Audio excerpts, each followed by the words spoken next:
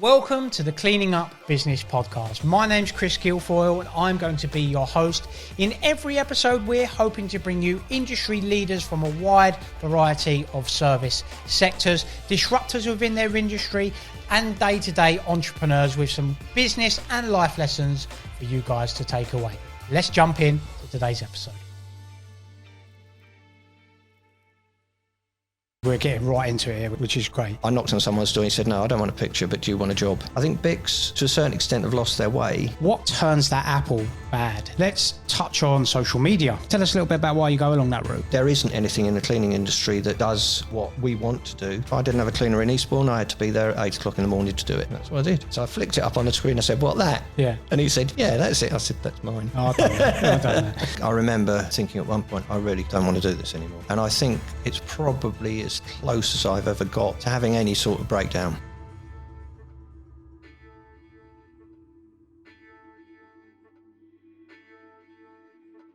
Welcome back to another episode of the Cleaning Up in Business podcast. Today, I have another special guest with me with over 30 years experience in the soft services field, CEO and principal consultant at Soft Services Solutions for the past 5 years, and chairperson at the Cleaner World Association. I have Adam Cowper-Smith with me, who is nice and local. So Adam, thank you for joining us on the podcast today. Thank you very much. So what we do with all our guests at first is we go all the way back to the beginning. Before you even got into the soft services field, just tell us a little bit about yourself and your work and life prior to you getting into the cleaning industry. Okay, I won't give you a complete life story, but when I was a teenager, my parents had an organic farm, which gives you a little bit of a flavour for where my environmental impact interest comes from, because it was, as I say, organic. So we had pigs and various other livestock. We also grew vegetables and things when had Soil Association symbol for it. When my mum got ill, they decided enough was enough. So I went into the building industry. Okay. And for 5 years, I was a hog carrier. Okay, carrying bricks. Sorry? Carrying bricks, like muck, everything. I thoroughly enjoyed it. I've always enjoyed being fit. That kept me really fit. Yep. But it was also a real introduction into being prepared to work hard. Because I was actually working just up the road from here at one point, and joined a new team of people. A guy came and spoke to me towards the end of the first week. He said, you need to shape up because we need you to work faster. Right. I did, and I stayed with them for a couple of years. And as I say, I thoroughly enjoyed it. Is farming hard work? That's hard work as well, right? It is, yeah. And I'd say we kept pigs. I've never been heavy. Yeah. At the time, I was about 10.5 stone, so that's about 70, 75 kilos. And I was throwing pigs around that were heavier than me. Wow. There is a technique, but show me that after. Yeah, but it is very, very hard work, very labour intensive. So this time of year, you'll be pitching bales, of course, and they weigh 40, 45 pound each. Yeah. Later in the year, it's straw, same sort of thing. So yeah, all very hard, very manual labour. Enjoyed it. I enjoyed the building trade. 88 comes along. Property market crashes. So I then took a job selling door to door and was hopeless at it. That's interesting. And I even to this day, I'm a hopeless salesman. Okay.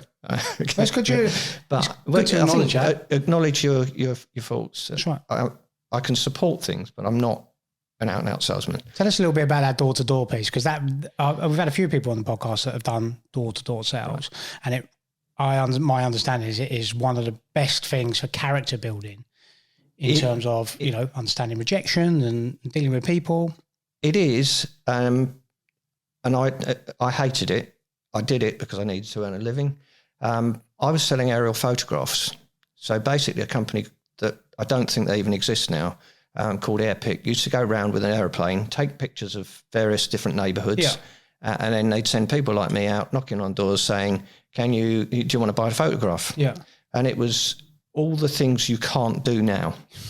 So we would go out and knock on the first door, and the first sale or first knock wasn't to sell a picture. It was to find out as much information, find out your name, find out the name of the person next door, and then you would quote it. say, I've just been talking to Chris next door. He really liked this picture. In fact, you can see the house in there and look, and then build a bit of interest. And so by about the third or fourth house, you were then on the point where you could start interesting people in sales. Yeah.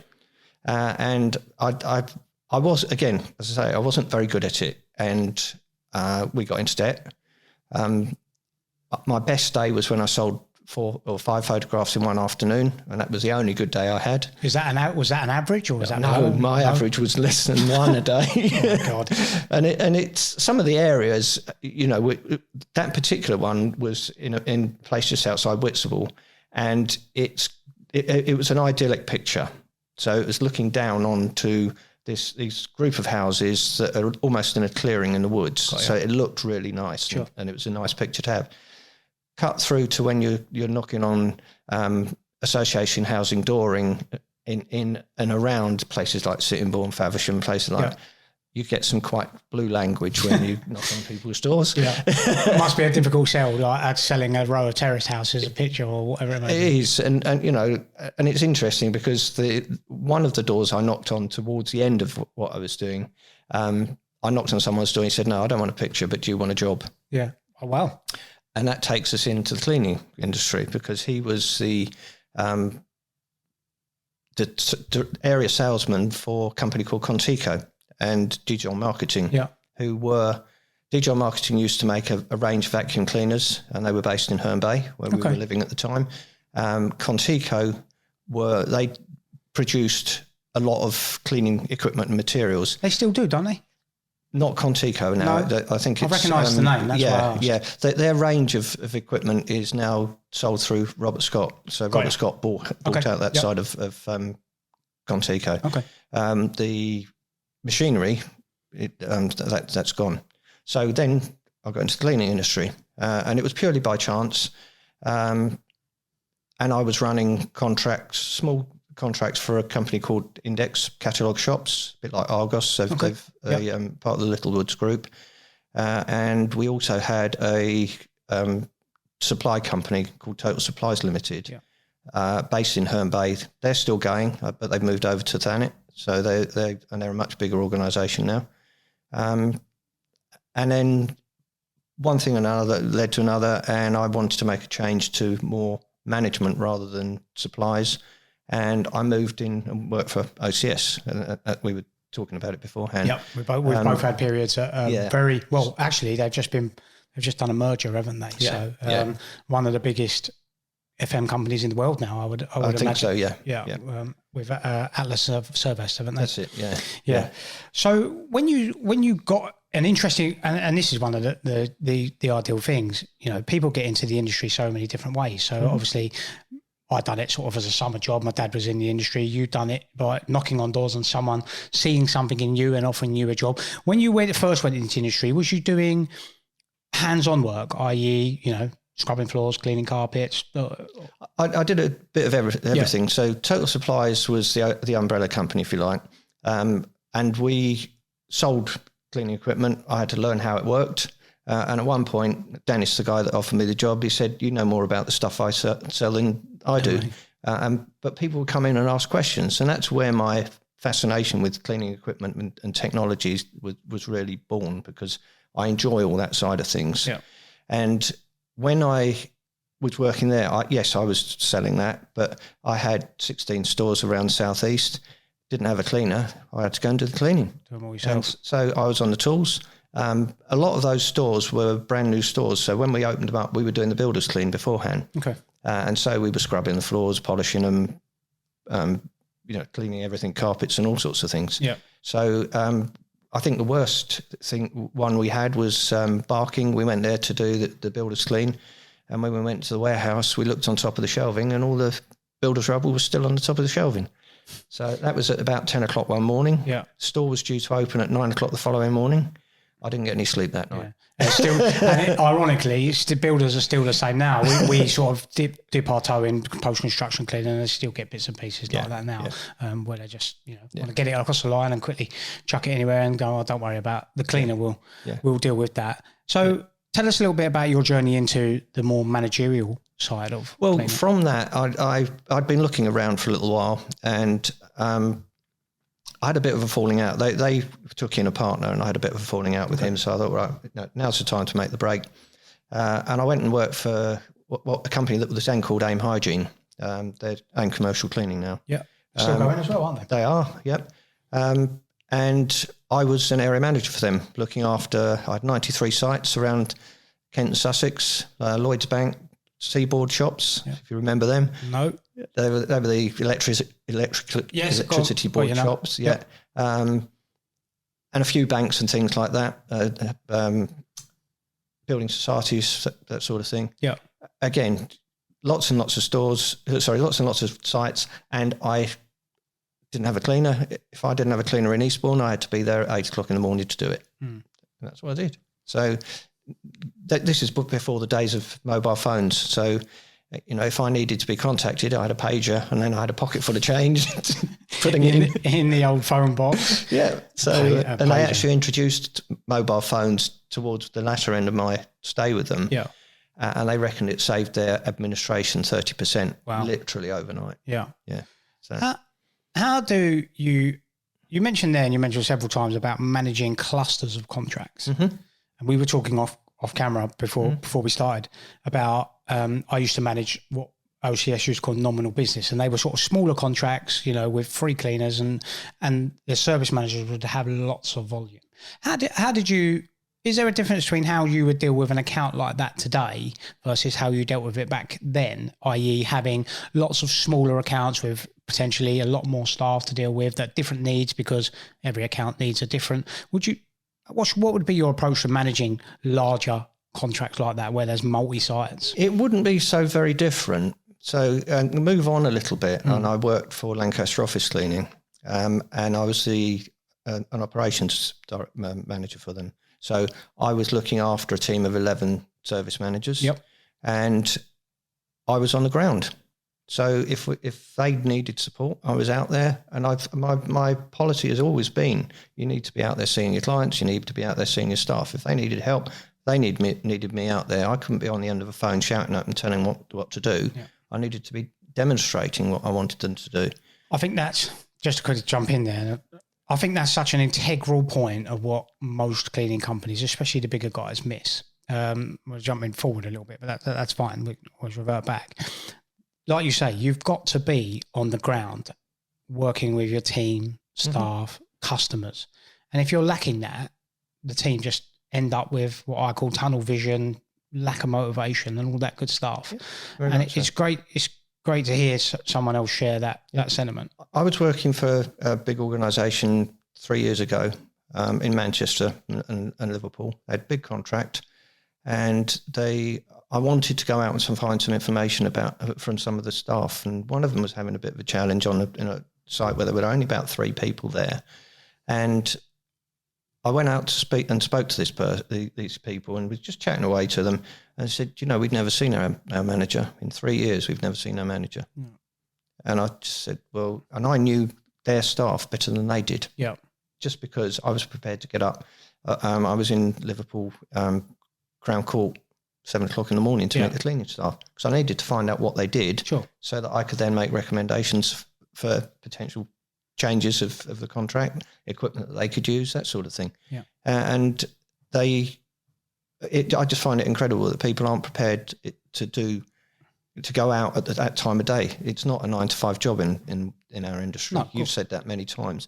It can be at any time of the day, and if you're not prepared to be out there, really, you're not giving the customer what they deserve. Do you think bigger companies, and we're getting right into it here, which is great.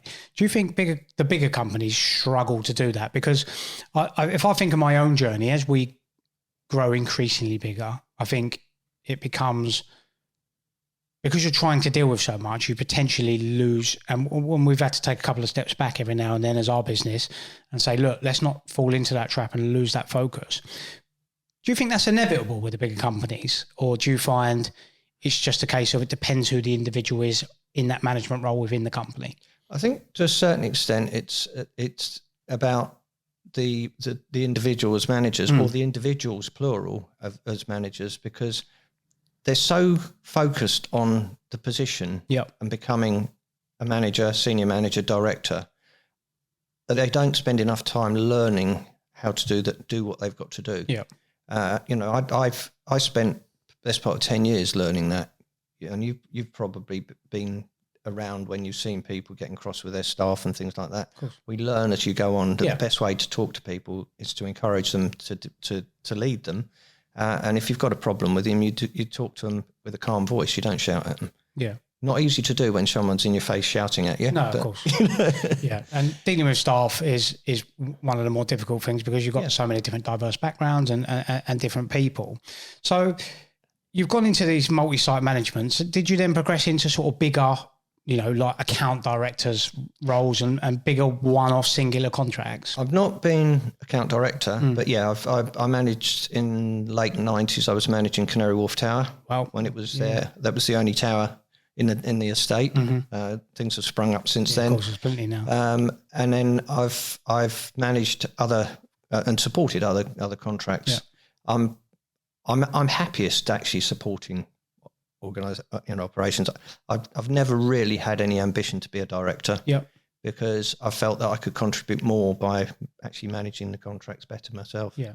Would you class yourself as maybe, by the sounds of it, like a bit of a what I'd call a contract firefighter? So where you've got a contract that's possibly in distress, maybe not the right management structure in place, you sort of parachuted in with your clearly exceptional operational skills and knowledge to get the right processes in place, get the staff back on side and get everything as it should, as a cleaning contract should be going to be successful.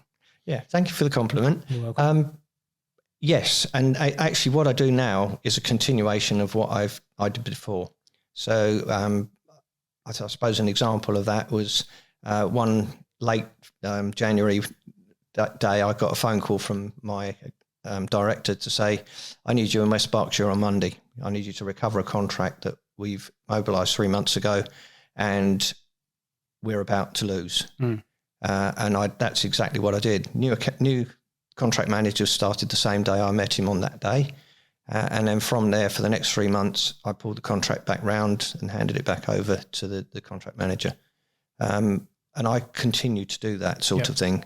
And yes, it's one of the things that I enjoy doing is being able to effect change. Yeah.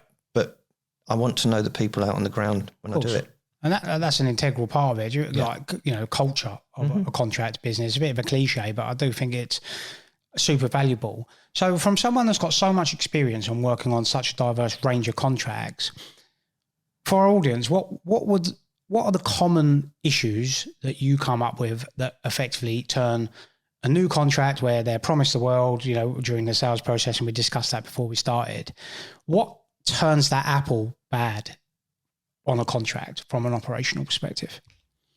That might be multiple points. Yeah, the risk of shooting myself in the foot, a lot of the time is trying to scrimp on the mobilisation. Okay. So if you've put in a bid that you're going to buy all new equipment, buy new equipment. You lose so much. It's not just about that you lose the respect of your client, but you lose your own credibility. Yeah. If you're going into a contract and you promise the staff all new stuff and everything's going to be fancy, and then you turn up with old equipment, then they're going to get demoralised. Yeah. Things can be very different. I mean, when we went into COVID and the first lockdown, I was working with a big company and we were on the point of mobilising a contract a week later. Now, you can't stop a tanker. We couldn't stop the mobilisation. Yeah. So we had to go ahead with it. And one of the only ways that we could make sure that it carried on was use the old equipment that was on site. Subsequently, they bought new equipment in, but it was a while later. But there was a reason for that. Yeah. But if you're starting a new contract, by all means say we're going to put this big fancy scrubber dryer in, but then go back to the client and say, actually, it's not fit for purpose. We're going to put a slightly smaller one in because it's more versatile. Yeah. So I mentioned that I worked at Selfridges and I was always getting machine suppliers coming to me. And the setup there was I was managing the contractors. So they were coming to me to try and sell me big scrubber dryers and things like that because it's huge open expanses of hard flooring. This would be fantastic, increase your productivity. And they were really surprised when I said no. Well, why? I said, because I've got millions of pounds worth of stock out there. And if one of those machines goes into that, that's a whole rail of stock ruined. Sure. You think a dress can be anything from 500 to £1,000 or more. If you've got a rail of those addresses, then you write it off. There goes your contract profit for the year. Exactly. So you're better off using manual techniques and things like that. And hard flooring is easy to keep clean as long as you keep it clean. Sure. So yeah. So number one is obviously do what you're going to say, what you say you're going to do, or say you're going to deliver. And it's interesting because obviously you will know, during a sales process, you're CapExing those costs anyway. So you know that you've got a big capital spend out in the first instant. So it's all attributed for in the cost, isn't it? But do you think that's a money saving mechanism? They're just trying to. I think it is. It's people scrimping and saving, and again. My view is it's short-term accounting, so that they're thinking about the costs for the current year or the current 3 months or something like that. When you capitalise something like that, you lay it off over 3 years. So your first year you're going to have a deficit. Yeah. But subsequent years you're going to make that saving on. You're still going to be charging the client for it. Yeah. If you've got a 3-year contract, you reckon to write it off over 3 years. If you then get a 2-year extension, you're still going to charge for it, but you won't need to buy it. Yeah. And that's where the benefits come in. That's where the money comes in. So do what you say you're going to do. Any other advice that you come across regularly?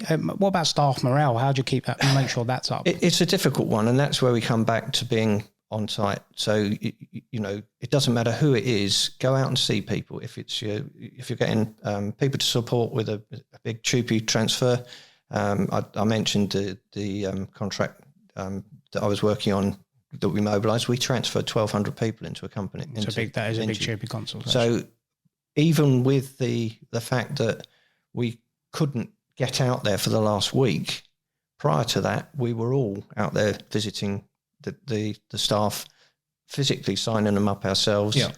And that takes me on to another thing. I think now the technology is there to be able to do so much more of that work with tablets, with sending people links so that they can fill in documents and upload them themselves without having to go out and see them. But that doesn't mean you shouldn't go out and see them. Sure. It just speeds up that process of doing all that back office work that you wouldn't necessarily be able to do as quickly. I remember when I first started with OCS and I'd done my first project management role, we'd done a big Chairperson consultation. It wasn't thousands, it was 100, I think it was around 100 employees. But they used to have a manual signing on form, and there used to be a white copy, red copy, blue copy underneath, and you used to give one to the employee, we would keep one, and it was a nightmare. But it was good because you used to manage to sit down with a new member of staff for 10, 15 minutes, run through, have a chat with them. And like you say, do you think technology we're at the risk of losing that? I'm thinking, so big FM company, got thousands of staff to Chairperson over. Right, okay, what we'll do, we'll just email this out and we won't bother going to see them. Do you think that's a risk with technology? I think it is, but I mobilised a contract last year and they had their technology sorted out. Okay. So they would send a link to the staff, but I'd still go and meet them. Yeah. And there were some people who, technophobes, they didn't have the technology to do it. There was one woman who I sat down with. I said, look, I'll log in as you, and you have to be very careful with this because you can be coercive if you're doing it for them. So you need their permission to do it. Sure. And you need to ask them are you happy with this? And can I press the enter button and things like that? And she didn't even have an email address. Oh, wow. So I said, well, we can set you one up, Gmail. And that's what we did. And she, when I said, you put your own password in there. So hand the computer over to her, make a note of that. So, because you're going to need that because I don't want to know it. Yeah. Okay. So you've got to have the integrity to do that as well. And then she was employed. Yeah. The beauty of that particular system was, I think it was done on Google Forms. You could actually upload the ID documents into the form as well. So and then when you press the submit button, they automatically got a copy of what they'd submitted as a PDF by email. And they've got it all there ready to go. Yeah, it does help. I just wonder, as we get increasingly busy as businesses, we might use technology. We'll come on to technology a little bit later on. There's this wider sense, but I wonder if companies can go along that line of, we're ultra busy, we'll just send it out and just get them to fill the forms, and then you don't have that personal touch point, which is definitely a negative in our industry. I believe so, and I think that's where the integrity of the individual managers comes in, because they've got to have that personal interest in their staff. If you can avoid going out and seeing the staff, but what's the point? Yeah. You don't build the relationship with them. If you were working for me and I saw you on a regular basis, you would feel much more inclined to stay and work for me if someone offered you another job. Yeah. And they were unsure about the company. The rumours abound in the industry that certain companies are better to work for than others. If they've got a good relationship with you, they're not going to let you down. No. If you've never seen them, they're going to say, see you later. I can get 50p more an hour. Yeah, and I think from my personal experience, and I've been fortunate enough to work with very known names in the industry, the best managers that I've seen, they have this unique capability to be able to literally build rapport with cleaning staff. And, I can think of one person in particular who I've worked with. This man was absolutely fantastic in terms of dealing with cleaning staff, talking to them, making them feel so at ease.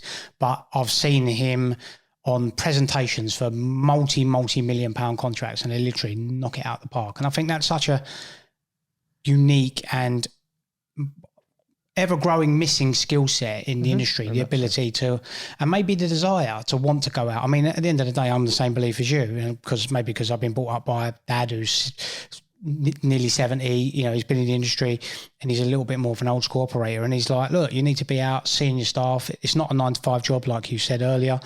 The cleaning's done in the early morning or it's done in the evening. Okay, you'll have bigger contracts that have cleaners during the day, but you need to be out and about seeing your staff. And I think that's a missing skill set. I think it is. I'm always reminded of something someone told me years and years ago about an American CEO, and there's a guy sweeping the car park in a big organisation, and he walked in, he said, "Morning, George," and they had a chat. And it's just that same thing. Know your staff. Yeah. You can't possibly know everyone. No, of course. They will all know you. Yeah. Because you're one individual. There might be 50, 60, 200 people. So you can't possibly know them all individually. But you can know their faces. You can know them and talk to them. When you have an engagement with them for whatever reason, you get to know their name. They get to know them a little bit better. One thing that always embarrasses me is people calling me Mr. Adam. And it's a cultural thing. I understand that, but my name's Adam. Yeah, it's as simple as that. You don't need to be like that. But it's very difficult for some of the cultures to say to actually acknowledge that. Yeah, and they still do it. No, it's the way they go, isn't it? But I say, by being with them, you get to understand the nuances of different cultures and how people work, and then you can work with them and then say, become more of a team rather than them and us, like you see on a badly run contract, in my view. And that only bolsters you as a manager, because when you need that little bit of extra help, you can go to people and they're more inclined to say yes to you. Again, going back to Selfridges, very, very shortly after I joined there, we used to have evening events. And so the store would be closed and then they'd have a section of it that would be open for a private event. And this was in the ladies' high level brands, the very, very shiny floor in there. And I was with one of the supervisors, and he said, I said, look, I need you to quickly buff this floor. And he was buffing it slowly. And I said, no, give me the machine. And I just skimmed over it and said, that's what I mean. Okay, but it registers. Adam knows how to use a buffing machine. Yeah, which is an art in itself for anybody that hasn't used a buffing machine before. Well, actually, there's another story about that, because the same guy that employed me into the industry talked me through using one the first time I used it. Okay, he couldn't be there. How did you get on? I was actually... Was the wall still intact? Oh, they were still intact, but I was very nervous. Yeah. But he said to me the same thing that I tell every single person that I teach to use a buffing machine: if you get in trouble, let go. Yeah. Don't hold on to it spinning round. That's probably not the best idea. Yeah. I have seen some epic failures when it comes to buffing machines in particular. Yeah. No. So you've obviously, again, got a vast amount of experience and worked with some fantastic projects. Is there a particular project that you can recall and maybe tell us about that really stands out within your career? One that you think back to. Mine would be working on the mobilisation of the NEC contract for OCS. One of the biggest contracts I've ever had, hundreds of millions of pounds. And winning that bid and doing the mobilisation, that one stands out for me. In your career, is there one particular project that you could tell us about that really stands out, that you enjoyed being part of, or you always look back fondly on? There is, but it's for an odd reason. Go for because, it. Like I said, the one that I mobilised at the beginning of COVID, It was with HM Courts and Tribunal Services for 380-ish sites nationwide. Courtrooms and courtrooms, yep. Magistrates' courts, Yep. Some of the tribunal offices and things like that, which were all closed during the pandemic. But the courts had to stay open, particularly the magistrates' courts, because if someone committed an offence, they have to go to a magistrates' court to be remanded in custody or Yep. put out on bail. So we had to keep some of those live, but which meant there had to be people in all the buildings. And one of the biggest challenges I had was literally the day after we went into lockdown, Adam, I need you to import some hand sanitizer from South Africa. Here's all the details, get on with it, sort of thing. As it happened, the day that it was due to be flown into this country, South Africa went into lockdown. So then it was a case of finding some more. Eventually we brought it in from Vietnam. Wow. Okay. But we got some. But the next bit was how to distribute it to 380 sites with 400 people all saying, I need this much. Yep. And I created a spreadsheet, quite a busy spreadsheet, that I had to break it down initially by region, area, building, and then whereabouts, and then break it back into the areas so that I could then put it line by line for the person that was going to be ordering. But then you can imagine they all wanted to put in there, I need 10 50 milliliter bottles, I need 5 litre bottles. So then I had to do it by size, and I had to lock it down so they could only put a number in it. Yeah. Because otherwise the formulas didn't work. Sure. So it took me about 3 days to create this thing. And then we put it into a Teams channel and circulated it to all the people. Yeah. And I created a short video to explain what they needed to do. And after about 2 or 3 weeks, it settled down. Yeah. And what we would do is put a new sheet up on a Friday, take it down the following Thursday, and deliveries would be made from the following Monday. From Vietnam? No. Get it shipped in and then you ship out? HMCTS managed to get a supply of stuff which we stored in Telford, and we distributed it from there. Yeah. So all of that was just for hand sanitizer and a bit of protective equipment. Yeah. And then, of course, things expanded into other lines as well. So it moved then on to signage. So I created a very similar spreadsheet to do the same thing, because that meant that I then needed to negotiate with the powers that be within NG it was at the time, and the supplier to make sure that I got an order into the supplier, but it was signed off by the people up the top, and they put sense checks in there as well, which slowed some of it down. Yeah. So, but it all got sorted out. When I finished up on that contract 4 months later, I handed it over to someone in HMCTS, and I think they still used it. And now someone else is probably taking the glory, saying, I created this spreadsheet. It was actually funny, because we did have a team meeting when we could meet up. Sure. And the director of the contract said something about the senior, like the FM director of HMCTS. Oh, he's got this really fancy chart and thing, and it's a dashboard that I created. So I flicked it up on the screen. I said, "What, that?" Yeah. And he said, "Yeah, that's it." I said, "That's mine." Oh, I don't know. Yeah, it sounds technical struggling to even me creating it for 50, 60 clients, let alone 380 sites. On the reverse of that, obviously, everyone talks about wins and plus sides of the industry, which there are many of. Is there a particular time within your career and the industry specifically that you look back on, and most people tend to reach for COVID in this example, so try and avoid that if you can, but I understand if that's because that's the most recent and everyone's still horrified by that. But is there a particular time or negative side of the industry that you think back on and think, I'd really like to change that, or a particular issue that you've had within your journey that you can tell us about? I think on a personal note, when I was managing those 93 sites, it was very, very demanding. And I think it's probably as close as I've ever got to having any sort of breakdown, because I was under so much pressure, running around everywhere. Yeah. And I remember, thinking at one point, I really don't want to do this anymore. So which is one of the reasons why I moved to OCS. Yeah. But I think that I think that a lot of it just needs more people to be more interested. Yeah. It's a bit of an odd link to it, but I think one of the frustrations for me is there are people out there that should know technology and know the benefits of the equipment they're using. So things as simple as a microfiber cloth. Yeah. Everyone makes a big thing about using microfiber cloths, but do they launder them? Do they use them as a disposable item when they could use the benefit of laundering them up to 300, 500 times, depending on the brand of cloth, and get the benefit? And there we come to an economy. Yep. But a lot of companies, they buy in 30 to 50 cloths every month, they exchange them out and they throw the old ones away when they don't need to. No. And it frustrates me that people don't understand the simple technologies of operating a thing. We launder our cloths, to be fair. Actually, I just took a washing machine, taking them downstairs to go to a new contract. No, we do that. And it baffles me how some cleaning companies don't do that. It must literally cost them a fortune. You mentioned about sort of overworking.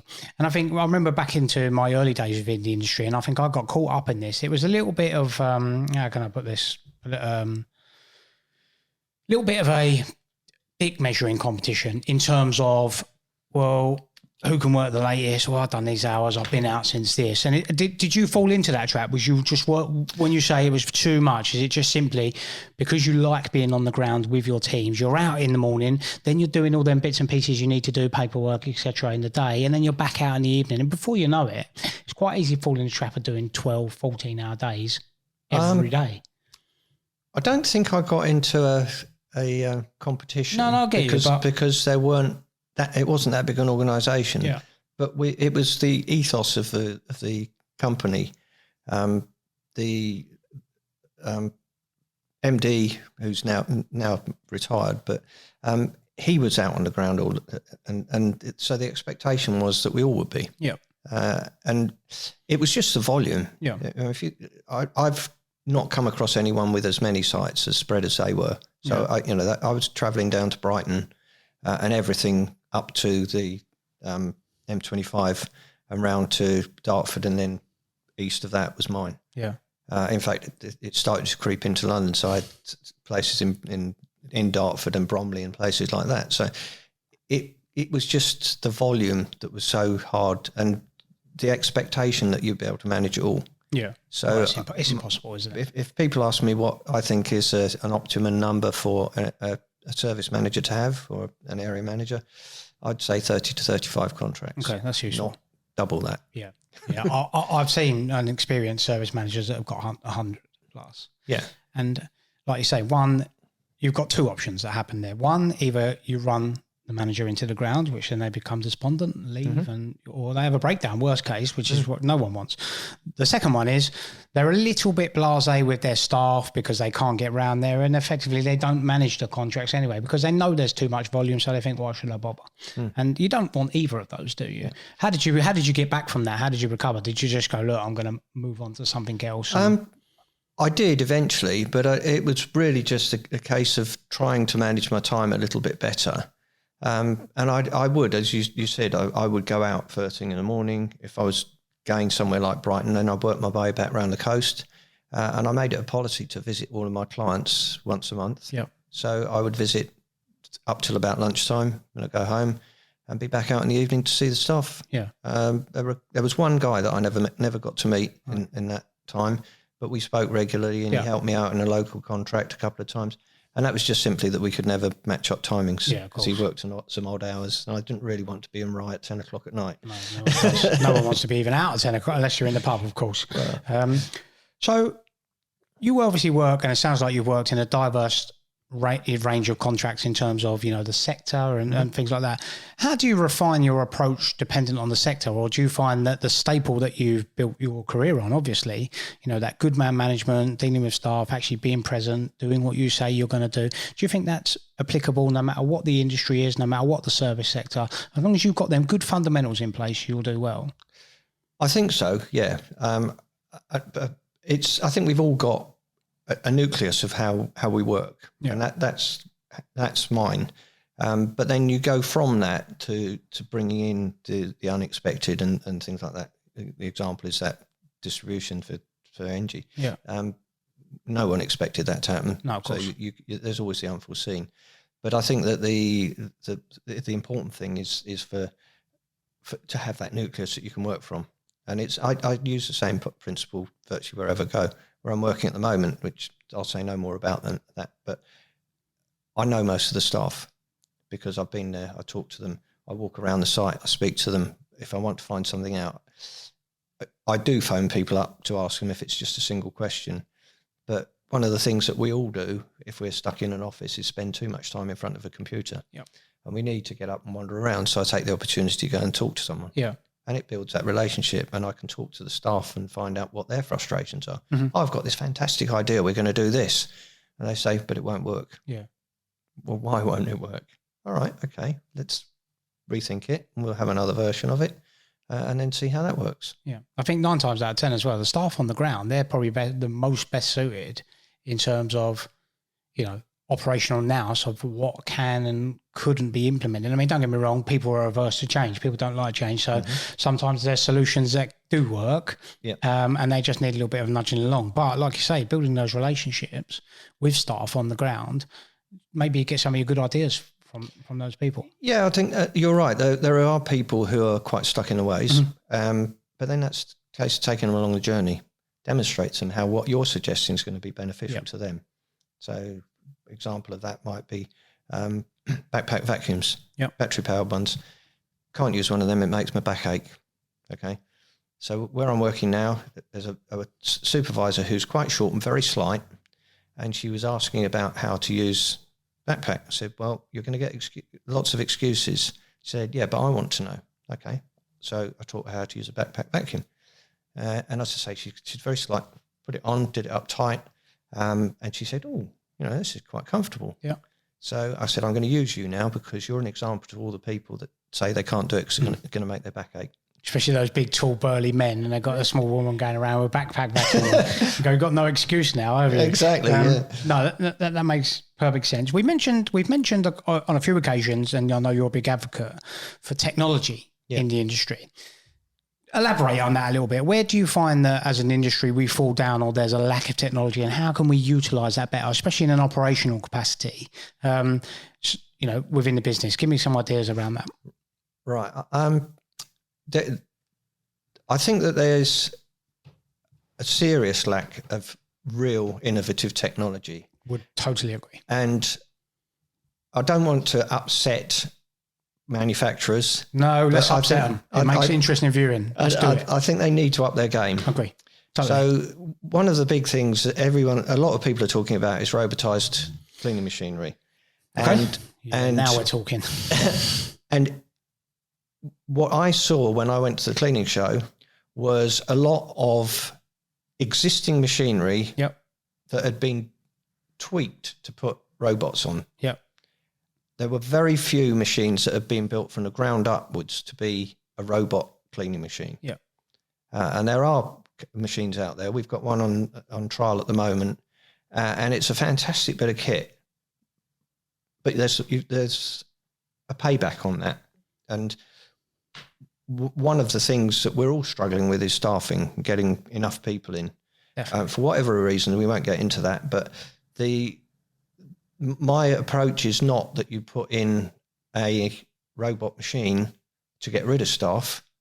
My approach is that you put in a robot machine to replace the staff that you can't get in. Yep. But this particular machine, you can set it to go and it will trundle up and down a corridor and clean it. And we've mapped it for various different areas. And about a month ago, we put it in the main entrance of where we're working, which is a big expansive area.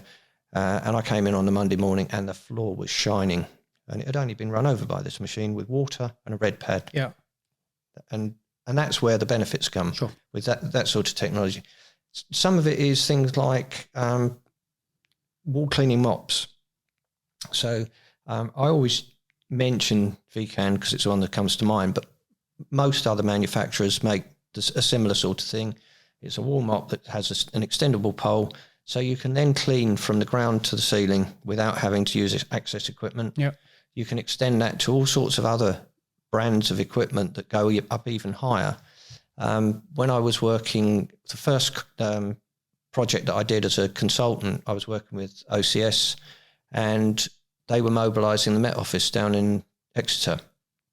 And in their main central route, almost like a street, they've got a natural stream that runs through it. Okay. But the flooring in it is made of a slate, it's not non-weight bearing, so you can't put any access equipment on it. And the ceiling is 12 metres high. Right. So how are you going to clean all the glass going up the building? Yeah. And a lot of it hadn't been done. And I got a manufacturer to come in, and we met, and we came up with a way that they would be able to access all of it using long reach poles. You've probably seen Grant Phillips's stuff with the Skyvac, similar sorts of things, but it's not all about that big bulky 38mm tubing. You can get he's a man mountain, Grant, isn't he? Well, so it's quite easy for him to chuck that around at 100 foot in the air. Exactly. But we mentioned the backpacks, 32mm with a 5 metre wand on it, quite manageable for most people. Yep. When you get you got it in a more horizontal position, then you're going to struggle with it. But all the while you're keeping it upright and keep balanced, then you're okay. So from that, we worked out that they could access virtually everything and clean some of the areas that had never been cleaned. Yeah. And as far as I know, it's okay. I moved on from the contract then, but as far as I'm aware, that goes on. You mentioned about lack of innovation. I generally, and I struggle with this, I cannot think of anything truly new, innovative, whatever you want to call it, that has come on the market since I've been in there. I mean, I can remember robotics being about when I was first working for OCS at Gatwick Airport and things like that. And don't get me wrong, the cost has come down slightly, and they're a little bit more what I would call PR friendly. They sing, they talk to customers and things like that, all that good stuff. But like backpack vacuums, that's another good one. Okay, they've gone along the lines of battery, but I remember when I was working for OCS again, they had battery backpacks then. And like you say, I think it's lacking real innovation within the space. I think you're right. I mean, there are some things you're never going to get away from. You need something to pick up dirt and stuff like that. Vacuum cleaner is the best way of doing it. And saying things like the backpack and the long reach poles, you still get people using flick dusters and long reach dusters and things like that. Well, if you get a really dusty area, and Grant loves this, you get a really dusty area, you flick it around, it all goes into the atmosphere. Yeah. Use a vacuum cleaner, it goes straight into the vacuum. And so just by fitting the right attachment to a vacuum cleaner, you can save yourself extra work. Yeah. And some of it is just being sensible, in my view, But then I'm very logical, so common sense is common sense isn't, is it? No. So it sounds like having a good relationship with suppliers, and dealing with problems together and utilising what tools we have at our disposal. My view on the robotics is very similar to yours. I think if you've got a big contract with vast amounts of hard floor, then that the capex cost makes sense. It's good for PR if you've got public-facing spaces as well. And I think from some of our visits we've done with suppliers, they are to be used in working alongside cleaning operatives. So effectively, if they're doing the floor, the cleaning operative is not to be replaced, but they can then utilise their time doing the high level work we just spoke about. So it'd be interesting to see how that goes. Was you impressed with them at the cleaning show, some of the robots that were there? Some and some. Yeah. The one that we've got where I am, it's one of the more advanced ones. And the back office information that you get from it is good. So one of the things that you might have is that you might need to stop the machine, or someone might need to stop the machine, and they won't necessarily know how to restart it. Yeah. But this is all set up so that the supervisor can be informed, and they can just pick it up on the phone and restart it. Okay. So there's that sort of technology that helps. Something else, not the same technology, but different technology, movement sensors and room sensors and things like that. And that seems to be the buzz thing at the moment. Everyone is putting that into bids. But I question whether it is actually going to be beneficial. So is this like a sensor that would say, right, we've had 15 people come into this room now, it's got to be cleaned? That sort of thing. But in certain environments, it's brilliant. If you've got a busy office complex, busy washroom facilities, then absolutely. If you've got somewhere, like I worked on something last year, and they've got meeting rooms, but they're only used 2 or 3 times a day, what's the point? Yeah, totally agree. You know, but if you've got people in and out all the time, then you need to be able to count that. If you've got busy washroom facilities, and you need to be able to have a tablet linked to those systems so that the operative can be told when it's running out of toilet tissue or needs hand soap changed. The converse of that, of course, is that when you get to the point where you've got a facility that's not used very frequently, you can reduce the input. So you're not going there 4, 5, 6 times a day. You're going there once or twice a day. Busy areas, you might need to increase what you're doing. But most of these systems are designed so that you've got sufficient stock that you don't need to increase it. And again, that's a good use of technology and a smart way of operating, especially on a larger scale cleaning operations, isn't it? Yeah, I think, as I say, you've got to have key relationship with suppliers and utilise them at the end of the day, get them in rather than, trying to trundle along on your own and, come up with these things. There's people that are, and technology is available, like you've alluded to, that we should be using more of within the industry. Yeah, that reminds me, one of my pet hates is commercial agreements. Okay. Because I think it hampers the operation. I understand the economics of it, but it actually can stop being able to use innovation. So just for the layman out there, so what we're talking about is a commercial agreement where we say, right, we're going to clean this desk 3 times a week or whatever it may be on Monday, Wednesday and Friday. Is that what you're... No, that's scheduling. Yeah. A commercial agreement is where a big organisation will have an agreement with a supplier. Got you. Okay, yep. That they will buy only their products. Got it. And for that, they get discount. I'll be perfectly blunt. Kickback. It's a kickback. It's a bribe. Let's not beat around the bush. Sure. But by doing that, they are going for the lowest denominator. Yeah. So you're going to go for a low price. You're going to get a return on your spend, but you're not going to benefit from all the alternative technologies that comes into the market quite regularly. And the companies that win those sorts of contracts tend not to have the versatility to be able to supply you what you want. Yeah. Or the contracts are written in such a way that if you creep a little bit outside of that, there's no room for scope for creep. You get hit with a very, very high charge for whatever you're doing. Yeah. No, it makes no sense to limit your market at the end of the day, does it? Because there are so many different suppliers out there. I mean, we don't have one sole supplier that we use. We have a handful just in case. Okay, we use some more than others. But you want access to that whole market, because if someone does come along with a really good product, you want to be able to get that in front of your customers and stuff. You'd probably get on to Cleaner World Association, but Joe, who's the founder of it, he sells a range of products, and he can't get into some of the business market because they all use the big suppliers and they're tied into commercial agreements. So he struggles with that, but very much that they won't even entertain people like him that are trying to sell a more environmentally sound product, because they're all going around the circle of environmentalism and carbon saving and all that sort of thing, which is another thing that you really don't want to get me on. Right. Well, on that point, we are going to go on to that. So the Cleaner World Association, I've seen you and Joe on LinkedIn. So tell us a little bit about that. What is it? Well, basically, Joe set it up a little while ago. And if I take it back a little bit, he does sell a range of products that are mineral-based and they're in compostable packaging. Okay. Some of it is just commercially compostable. Some of it will compost in your garden compost bin.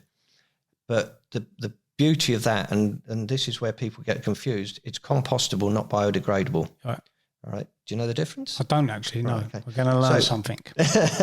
So compostable means it will break down into its element particles. So if it's a paper thing, it will break down into paper fibers, and the bonding agent will break down into its element parts. Biodegradable is generally a plastic-based cloth or something like that, so like a floss or something, with a bonding agent. Now, it's a bonding agent that's biodegradable. It's not the product. Right, okay. Whereas with a compostable product, the whole thing breaks down into natural elements. Okay. And that's very much, as I say, comes back to my roots of being on the organic farm. Yeah. So Joe set this up just before we went into COVID. We've got a real passion to try and do something about all sorts of things, environment. If you follow Joe, you'll see posts about the sewage that gets pumped into the seas. We both suffer from that because we're both sea swimmers. Yep. I have dealings with that as well, because obviously my other vested interest is I have a drainage company, and I deal with the local water company. I won't put them there for litigious reasons, but I deal with them all the time. And it's ironic, really, because if one of my tankers goes to the disposal site that's literally down the road from where we are now, if they spill sewage on the floor, they'll fine you, literally. And then they take the sewage that I give them and pump it into the sea or the rivers or whatever. Incredible, isn't it? Yeah, but... Yeah, so there are things like that. The plastics is another big one, and the project I'm working on at the moment has forestalled some of what we were doing. But we've developed a carbon calculator, so that you can take a product, so a bottle of water, and you can say, right, how much does it weigh? What is the carbon footprint of that bottle of water going from your distributor to your site? Got it. How much plastic does it produce? And it gives you the carbon output of that. And that's evolved so that we've got to the point now where we're looking at even more data that we can produce from a very simple calculation. And we need to develop that. And he's the product that Joe is selling. Won't get into it, but there's been a little bit of a hiccup. But he's going to be start producing it himself very shortly, so that he continue to provide to his suppliers. Yeah. But he's working with a company called Eco Vibe, and they've got a thing called Plastic Punk, which is about they're creating a plastic offset scheme. Right. So a little bit of sales stuff for them, but for the Cleaner World Association, it's all about what we can do for the cleaning industry. Because there isn't anything in the cleaning industry that does what we want to do. One of our associates is in the hospitality industry, and the hotel industry itself have carbon credits so if you were an employee of OCS and you needed to stay away for the night, you'd probably get a carbon credit, and you've got to get your carbon spend down as low as possible by staying in a particular hotel. Right. And we're looking for that at how we can drill down to how an individual room how much carbon is created from an individual room or from an events meeting room or something like that. So as I say, it's taking a bit of a setback at the moment because we all need to earn a living. Of course. But this is the sort of thing that we're looking at to promote for the future. So effectively, the Cleaner World Association is looking to just basically reduce our carbon impact within our industry. Not just carbon, petrochemicals. We've mentioned microfiber cloths, microfiber mops. If you launder them, then you've not got that carbon footprint of the delivery and of everything of new coming in. Not on a monthly basis. But there's still your own output. Yeah, of course. And we're calculating that into the delivery. So if you self-deliver, had stuff delivered here, we calculate the difference between here and when you take it to site. Yeah. It's very high level at the moment, but then what we want to be able to do is to offer individual companies a real breakdown for their company. You can't do it automatically because there are such a range of products that you need. Even a bottle will have different weights in plastic, so we need to go down to that level, different packaging amounts and things like that. But just as an example, if you're using liquefied products, then they're probably 80 to 90% water. Yep. So if you take the water element out of it and you've got a powdered product, your carbon footprint drops massively. It's as simple as that. Yeah.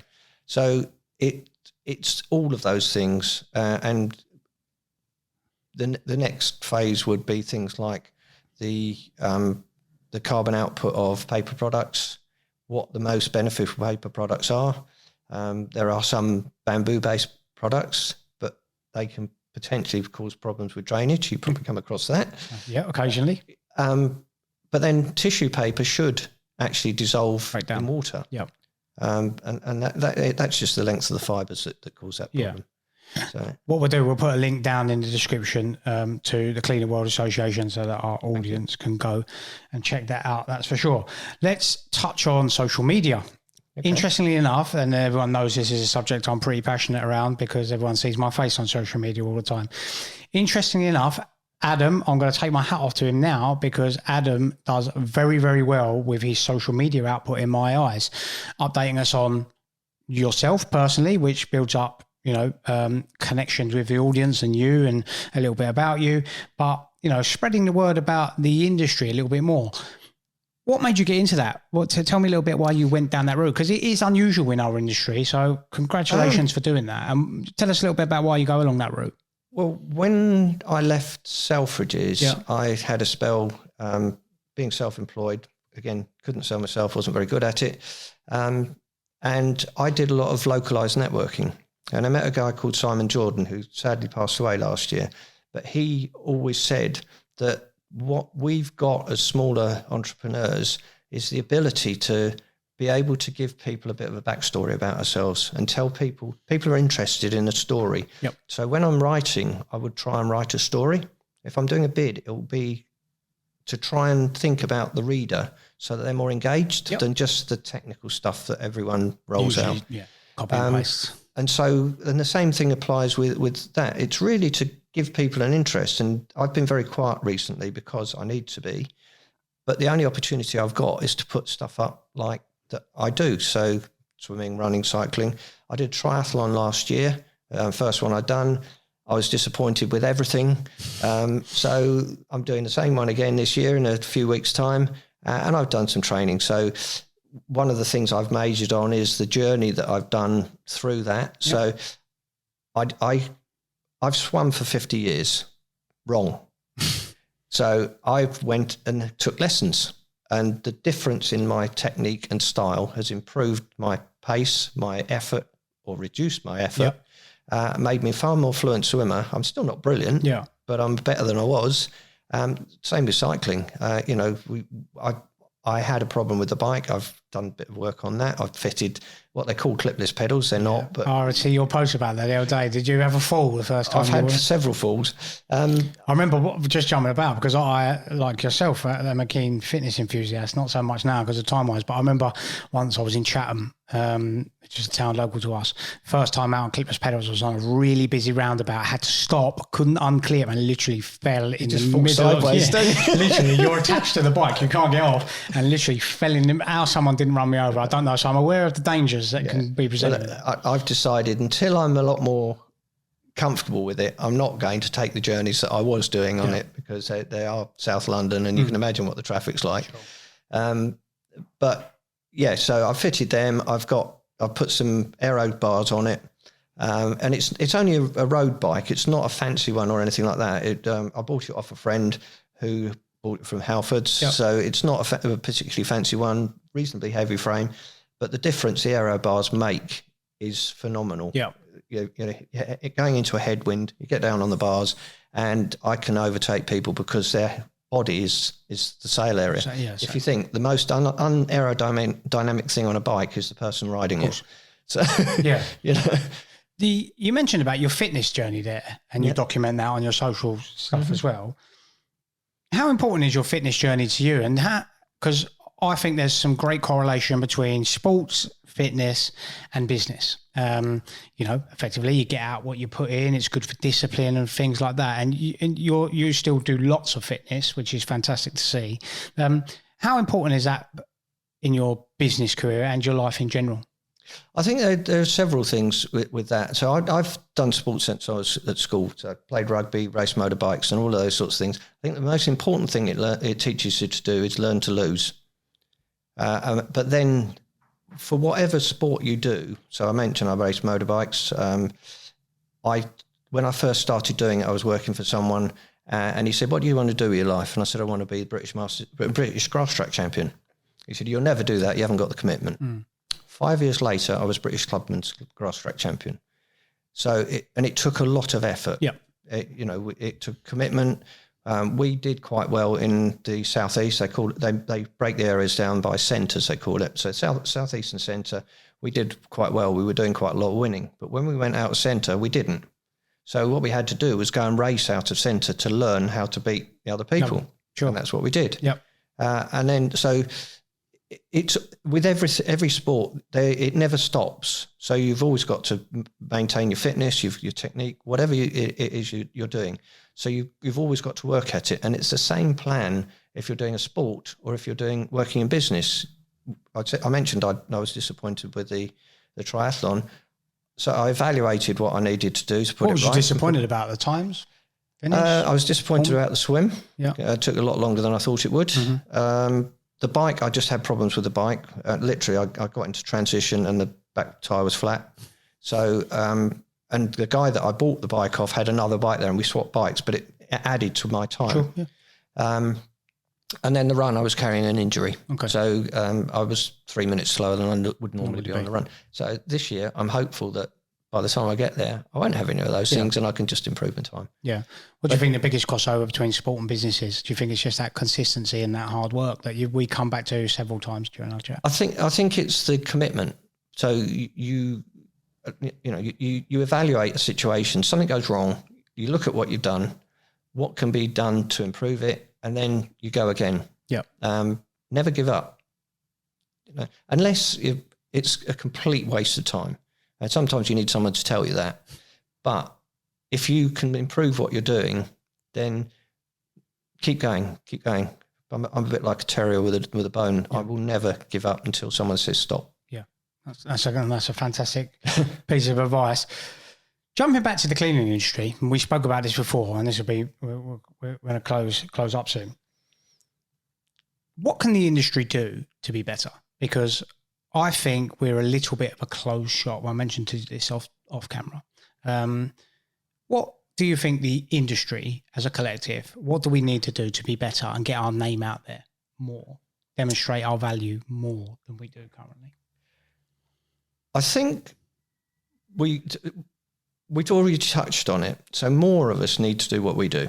More of us need to talk about what we do and expand on why we do it. Yep.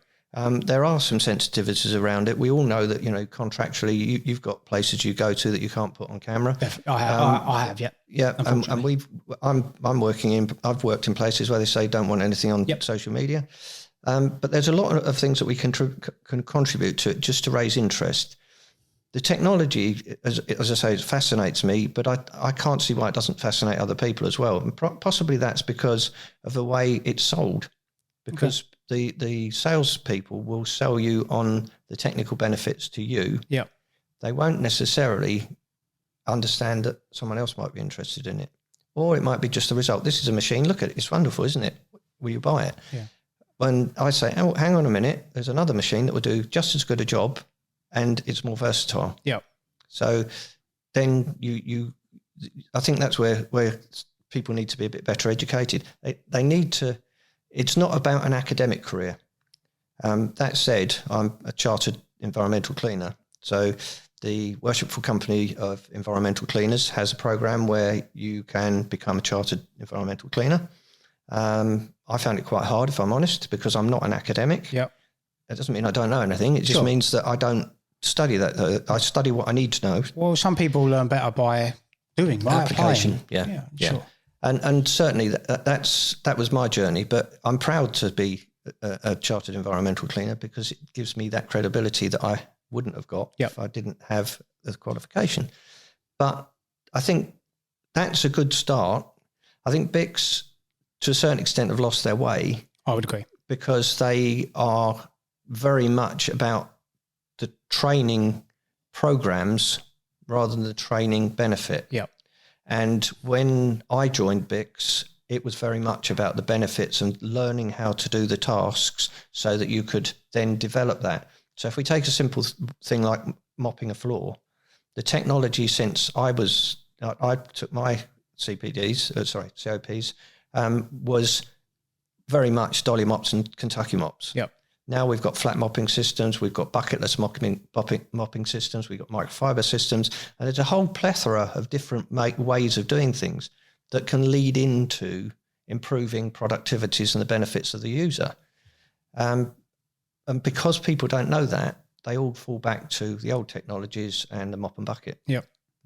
And I just think that we can do more as an industry and it's not necessarily an academic thing, because most of the people, possibly yourself included, haven't come from an academic background. And so there is an opportunity for people that haven't got the academic programming to do things. I do think that the bigger companies with their graduate programs can sometimes stall that, because you bring someone in who's come fresh out of university, they come in at a management level, they go up the chain, and the poor person that's worked for 20 years and is just knocking on that level gets pushed back down again, and then they get despondent.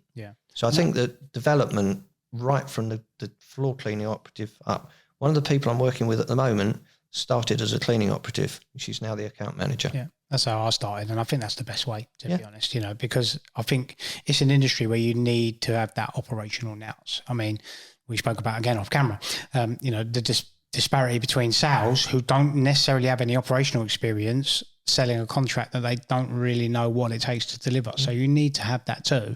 And I agree with you. That's definitely something we could do better as an industry. It's helped me immensely.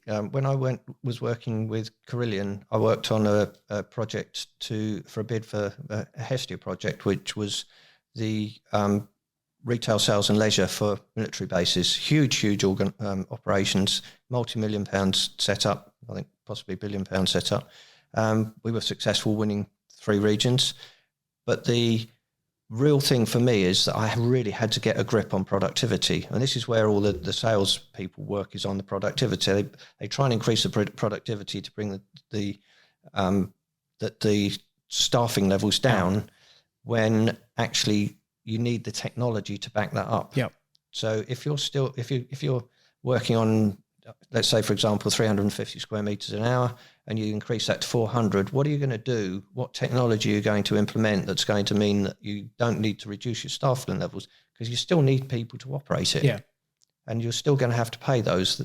The employees is the biggest expense that you'll have. Of course. So to be able to say, well, we're going to maintain staffing levels, but we're going to increase the productivity by putting backpack vacuum cleaners, putting in some robotized equipment, possibly bringing in different technologies. So contra-rotating brush floor cleaning machines, they can do a lot more than just clean a hard floor. So do I need to spend out on 2 or 3 machines, or can I bring one machine in that will do all 3 jobs? And that's where I think the benefits can come. And I think, getting away from that, well, we've made a productivity increase. Well, what we'll do, we'll use that to reduce the hours or whatever it may be. I think that's a common mistake that people fall in, and that we need to get better at. So one of the parting questions that we always ask all of our guests is, if there's anyone that's considering going into the industry, cleaning industry specifically, soft services, and business in general, what is the one piece of advice that you would give our audience to always remember? Difficult question. I think... I don't want to make it too easy for you, Adam. No. Well, there's a saying, customer's always right. The customer is not always right, but you have to give them the benefit of thinking that they're right, and then say to them or introduce why they're not right. But just to take offence at or be worried about something that someone says, because some of these people are in high pressure jobs, and they're always going to point the finger at the lowest denominator, who is generally the cleaning operative. It niggles me that cleaning and security people, fingers are always pointed at those, and yet they're probably the most honest and responsible people in the country. So, there are the bad apples, but they're not generally at that level. But I think for someone getting into the industry is embrace the industry, learn the technology, learn how to be a manager. You won't know it all. I don't know it all. I never consider myself to be an expert. I'm a specialist, certainly, but there's always something to learn. I will never be an expert. I think that's a great parting comment for sure. And the customer is not always right. I would totally agree. Although sometimes we have to give them the illusion that they are, or educate them, like you say, rightly so. Thank you to Adam for coming on the show. Some real nuggets of wisdom there. Adam, where can people, if they wanted to get hold of you, where can they find you on social media, website, if you have one, if you just let the guests know? So my big promotional thing is LinkedIn. So look me up on LinkedIn. And I've got a website. It's www.softservicesolutions. Solutions. Not services, softservicesolutions. No less. podcast.co.uk. No S in the middle, no second We'll S. put all the links down in the description so that, guys, if you wanted to get hold of Adam to discuss anything with him, you can. Adam, again, thank you for coming on the show today. I say some real great wisdom there, especially with the vast amount of knowledge you've got in our industry. That wraps up another episode, guys. A fantastic episode. Thoroughly enjoyed that. As always, with all of our social channels, make sure you're subscribing on all of your favorite podcast platforms, whatever that may be. The show is gathering real pace now. We're getting around 40,000 unique eyes on our content every month now. It's really picking up and we appreciate the support. So make sure you continue to do that. And if you have time, leave us a review on your favorite podcast platform. Thanks for checking in, and I'll see you in the next couple of weeks with another guest.